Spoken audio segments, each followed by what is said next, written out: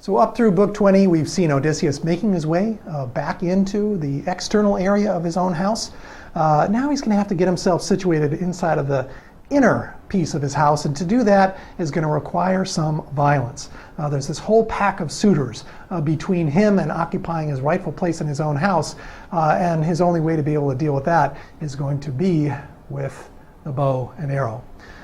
Penelope has set up things such that Odysseus will have a chance to have this bow in his hands. The contest is there to get the, according to Penelope's stated purpose, to try to see among the suitors who could earn a place with her, whoever's strong enough to string the bow and send it through the axes. No one, of course, is. They go around giving it a try. They all fail. At the end of book 21, Odysseus is actually able to string it. He strings it not just like someone who knows how to use bows well, but like someone who makes bows. His intimacy with that object is so deep that it's like a creator of the object rather than just someone even who knows how to use it. He then plucks it like a lyre, at which point the suitors start to take note. All the signs that they've missed through the previous books, remember book 20 was coursing with signs, all the signs that they missed now, they actually start to kind of get it. Oh my gosh, this guy can string the bow. Maybe there is something to him. Odysseus then turns and nods, but this time it's not to Athena or to someone, or it's not to Athena, but it's to Telemachus. Telemachus is now in on this inner circle of knowledge. He's getting the secret signs from his own father. It's time to pull the trigger and jump into action. When he does, Telemachus is there right next to him, and Odysseus, Telemachus, and Eumaeus form a kind of small army, and they operate just like a heroic army should. They're extremely effective, and we see them practice their war skills. The suitors give us an education in how not to fight, in how to lose. The first one to go down is that suitor Antinous, the biggest of the loudmouths, page 439. Right at the beginning of book 22, he's chugging down a glass of wine in a wonderful poetic piece of justice. Homer has the arrow, the first arrow, go right through that glass of wine, spilling red gunk all down his chest, and then cutting into his throat, and the blood would spill out and mix with the red wine. Next step, if you're trying to lose, is to turn a blind eye to trouble. All the suitors kind of look around and think, oh, well, that was probably just an accident, so we're all friends here. Let's just go on with our business. But no, of course, that's not the case. Wishful thinking does not make Odysseus go away, nor does it make it an accident. He turns around and gets ready to fire on his next victim, Eurymachus. At that point, Eurymachus gives us a next lesson in how to lose. You should turn on your friends. Don't stick together. That's how to lose. Eurymachus says, oh, well, Antinous is dead, and now that he's dead, well, he's the one that started it. None of us really wanted to do any of this anyway. It's all his fault, so now that he's gone, we'll all be friends. Odysseus won't take that for a minute, and down goes Eurymachus. And from then on, there's just wave after wave of violence as the suitors get taken out, and Odysseus, Telemachus, and Eumaeus clean house. It's ugly, it's nasty, the fighting is very violent and brutal. It's shocking, I think, for us. In Homeric times, as represented in the Iliad, we see violence like this. This is pretty standard heroic war stuff. It's nasty, it's very gruesome, and very, very graphic. There are a couple people that get spared. Telemachus urges that Odysseus should spare Phemius, page 450, and Odysseus relents and says, sure, I'll let the poet live.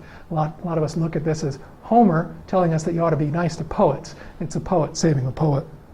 Then Telemachus also urges that Medon, a loyal herald, be spared. He runs out from under a chair and hugs Odysseus. At that point, Odysseus is talked about as being like a lion spattered with gore. The nastiness of all of this comes through. In addition to sparing these couple, Odysseus shows us mostly utter mercilessness. And one scene in particular I think is worth calling out. This is that scene with Leiades, the seer. Leiades comes up and gets hold of Odysseus' knees.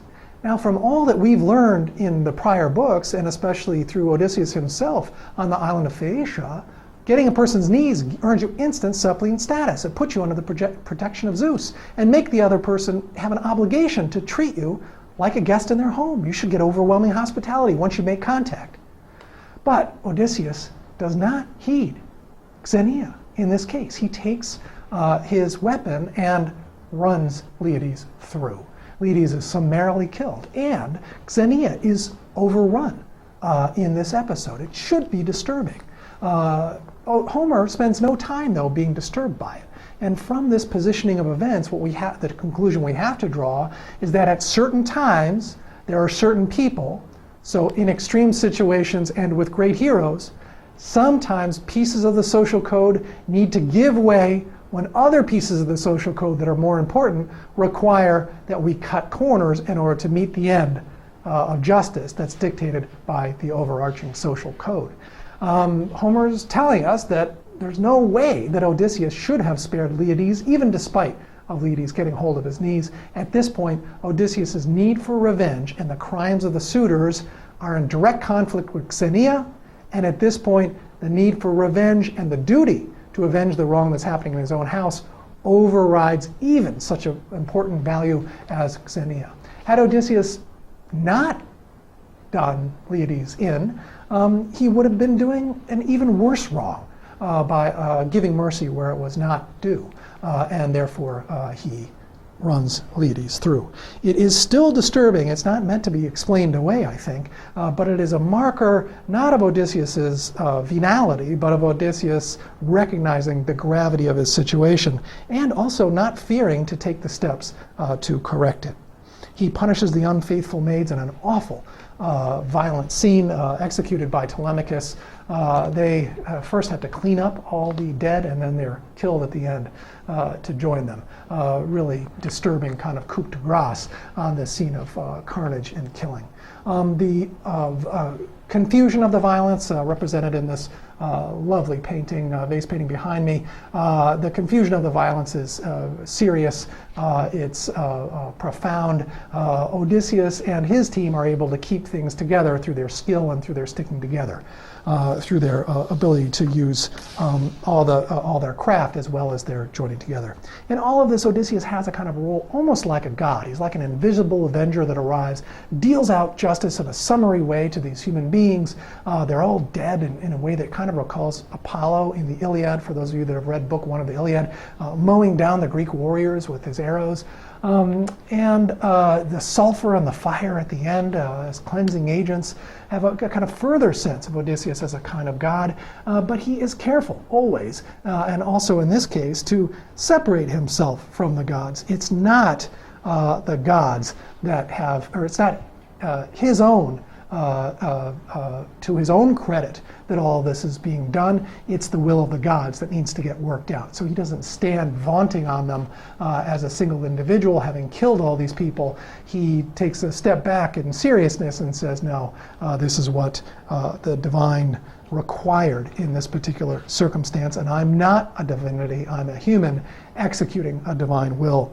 This comes out on page 452. There's also an earlier mention of such a set of thoughts by Odysseus on page 406 when he's talking to Eurycleia. He talks about himself as a hero jumping into these events, and the gods will use his hands in order to execute fate. This is what a great hero thinks. The gods and fate all work together through human agency to make things work. Far cry from Telemachus saying, oh, if only the gods would make me powerful. Odysseus says, the gods have made me powerful, and that's why I'm executing their will, even in circumstances that are messy and nasty. Now, as harsh as all of this has been, it's not quite as hard as what Odysseus has to do next.